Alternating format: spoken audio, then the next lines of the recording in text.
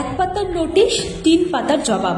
দলীয় শৃঙ্খলা ভঙ্গের অভিযোগে অভিযুক্ত মুর্শিদাবাদের ভরতপুরের বিধায়ক হুমায়ুন কবির শুক্রবার বিধানসভায় দাঁড়িয়ে জানালেন তিনি নির্দিষ্ট সময়ের অনেক আগেই তাকে করা শোকজের জবাব দিয়ে দিয়েছেন।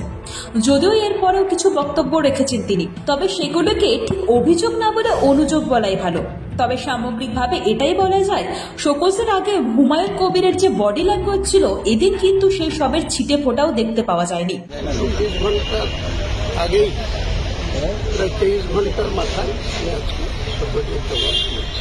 তাড়াহুড়োর ব্যাপার না, আজকে ফ্রাইডে, আমি তো মুর্শিদাবাদে চলে যাবো পিছনে, কাজেই 3 দিনের সময় ছিল। 28 তারিখে রিসিভ করেছি, তাহলে তো আবার আমার মন্ডেতে আসবো 2 তারিখ, তাহলে তো দেরি হয়ে যাবে। কাজে আমি কালকে চিঠি দিয়েছি, কালকেই রেডি করে নিয়েছি। 1 পাতার শোকজ লেটার ছিল, 3 পাতার জবাব দিয়ে তো আমাদের সম্মানীয় নেত্রী আমাকে কালকে বলেছেন যে শোকজের নোটিশে আমি দিয়ে দিলাম। এটার ব্যাপারে আগামী দিনে আমি মানুষকে নিয়ে আন্দোলন করব। মুর্শিদাবাদ থেকে আমার এটাই আন্দোলন হবে যে গ্রামীণ এলাকার মানুষ আমরা, মুর্শিদাবাদের গ্রামীণ এলাকার কৃষক পরিবারের ছেলে, তারা কোনো কথা বললে তাদের ক্ষেত্রে ডিসিপ্লিনারি কমিটির অ্যাকশন হবে।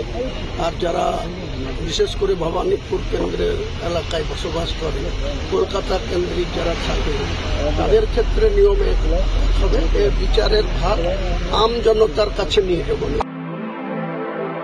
ব্যুরো রিপোর্ট, আজ বাংলা।